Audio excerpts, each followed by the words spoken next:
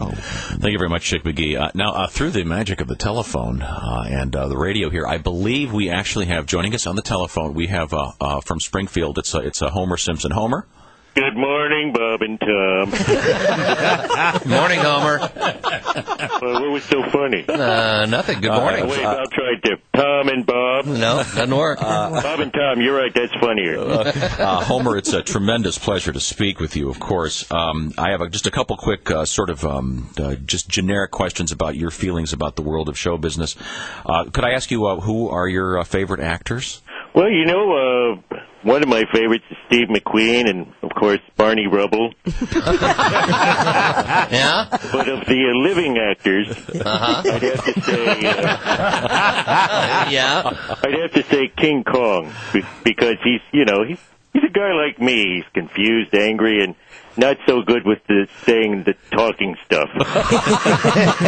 Yeah, I can see that. Well, Homer, you've lived a very rich life, certainly, and may you live forever. But I'd like to ask you this: with all the life experience that you have had as a husband and father, yes, what aspects of your life stands out the most? Well, I think it was the birth of my first child, Bart. Oh, I can remember it like it was yesterday. I was in the hospital, in the waiting room, praying, and then at long last, the candy bar I picked out had dropped into the bin. That was really, really sweet. I have a picture of it, too. yeah, I'll bet. In my wallet. Lovely. I'm a father, and I try to be careful, and maybe I'm a little paranoid, but try to be careful with what my kids do now. Oh, you gotta. Yeah. Mm-hmm. Oh, yeah. It's my understanding. If I'm not, I think you let your son skateboard in the nude, and oh yeah. That kid is always showing off in public. I don't know where he gets it from. Oh, could you kind of hurry this along? I'm at a payphone, and I think I misplaced my pants. We'll try crafty. We're speaking, of course, with Homer Simpson, and Homer. I'm sure that you probably don't really want to get political here, but I think you can't help it. The presidential elections are coming up, and right. This is sort of an odd question. If you could be the next president of the United States, how would you make this a better place to live? I think I would have the FCC fire you guys and rename the show President Homer Simpson Shut Up and Listen Hour. I think that would be my first act as president. Okay. Fair enough, I guess. Well, thank you very much, Homer. Hey, Homer, would it be possible for you to leave the payphone? And I understand that an old friend of this show, Dan Castellaneta, is there somewhere. Oh, yeah, he's in the car. Okay, all right, we get him? Okay. Get over here. Dan? Before we get Dan on the phone. Dan? Oh, is that? Hello, Dan. Hi. How are you? He found his pants. Hey, Dan. The obvious thing to mention first is that the Simpsons movie is coming out this weekend. This weekend, yes. Mm-hmm. And I don't know if you've had a chance. You probably haven't seen USA Today yet, but they point out at the bottom of their review, which is a very fine review, by the way, they say, make sure to stay through the credits.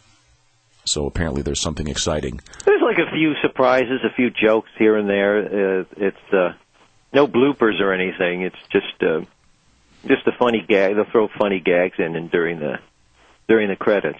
Yeah. And they also say that during the film itself, apparently, and a whole list of Korean names too. Yeah, I'll bet. Dan, this is kind of an awkward. As someone associated with what I think is probably one of the finest shows in the history of television, it's also an international success. And as integral as your voice is to the success of the show, what did they do? Like in Japan or something? In Japan, did they still use your version of, and forgive me for Doe, I'm not even going to try to sound like you.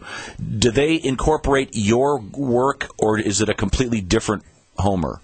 What's interesting is, they in Japan, they changed things a little bit, actually, in terms of Bart. I guess they kind of tone him down a bit, because in the Japanese culture, you're not supposed to sass back your parents. No. But I remember we did an episode of where the Simpsons went to Japan, and it was, I can't remember exactly, but they translated do into Masu Sareyo to Ayatato Sakaita. Wow. Uh-huh. I don't know if that's what the Japanese actor says. So you don't even get the gig in Japan at all, even for the dough. No, I don't. No, I haven't seen a single yen. Wow. Oh, that's funny. That's funny. Dan Castellaneta is our guest. And do you mind if I ask you, early on, as I understand it, you developed this voice sort of on the spot. Has it evolved much since your first creative burst of genius? Yeah, originally it was it was 1 minute segments on the Tracy Ullman show. Yeah. Mm-hmm. And so when I met Matt, he showed me a picture, and I said, the original voice was, how about this, which is sort of based on Walter Matthau, because he had sorts of big mouth, and he was a little more droopy. Mm-hmm. But when we did the full-length half-hour show, it was hard to sustain that voice over it. We did like 9-hour records, and Homer's emotions would go all over the place. So when we'd go from listening, it would drop down into the throat and drop about 60 points on the IQ. And that's where it sounded. It was about 6 or 7 shows into it. And some people have said, man, I'm glad they got rid of that first actor who did the voice and replaced him with you. Oh, really? Yeah, because there is a difference in the beginning of the first 13 shows. Yeah. Do you ever have trouble? Do you ever have a day where you walk in and he's just not there? Or I know you're a great professional, but is there ever a time when it's just not happening and you have to go, hey, look, I got to come back tomorrow? It was only one time, and I think it was I had laryngitis or something, and I tried to do the voice, and then or sometimes if Homer does a lot of screaming, and if I do too much screaming through the show, by the end of it, my voice is too hoarse, so I tell them to save all the screaming and falling down, the ravine and all that sort of thing for the end. Wow. And it's still all the original voices since the first episode, right? All the same voices. Mm-hmm. That's amazing. Were you always a voice person? I mean, as an actor, did you focus on doing unusual voices a lot, or I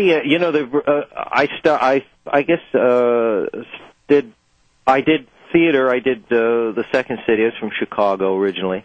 And so in the evening I would perform, and then during the day I did radio spots for, either local, some national, but I'd always done voices since a kid, either imitating cartoon voices, and then later I loved that there was a show on years ago with every impressionist. Now it was like Rich Little, George Kirby, Marilyn Michaels, and it was called Copycats, and I would pick up impressions from them and so forth. And so for the longest time I worked, did goofy voices.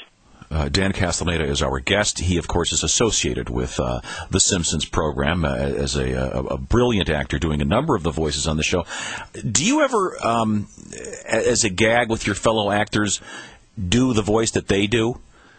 Oh, yeah. In other words, Homer doing...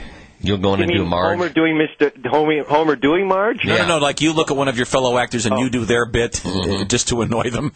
That's a good question. I have actually in the early part of the show, when either Harry or Hank was there, I'd actually fill in their voice.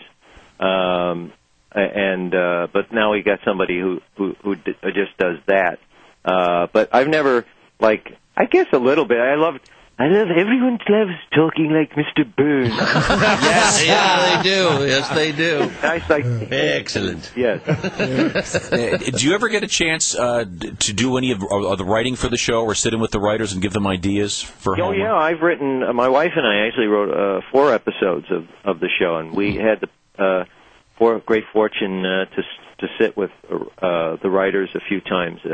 Because on every level, I think it's the best show on television, and the writing and the acting and everything. So I just think it's a wonderful show. Dan, I want to say thanks just for your time, number one, and just thanks for all the great art from The Simpsons over the years. It is a wonderful program and brings a lot of great joy to the world. Thanks so much. Thank you very much. All right, bye, Dan. Bye-bye. Dan. Bye. Wow. Dan Castellaneta, who movie premieres today. Are they doing midnight across America? Yeah, I've seen it some places where yours truly might jump in at midnight, and it's It's on at a couple places midnight. Yeah. I know a couple of kids who would love to be there at midnight. I just don't know if they're offering it. Check local listings. It gets a great review, but consistently the funniest show on television. And we have two great comedians in the building with us right now, Jeff Brown and Greer Barnes. Were saying off the air that it just there isn't a bad episode. Never. The strength of the show. It's just brilliant. The great writing and the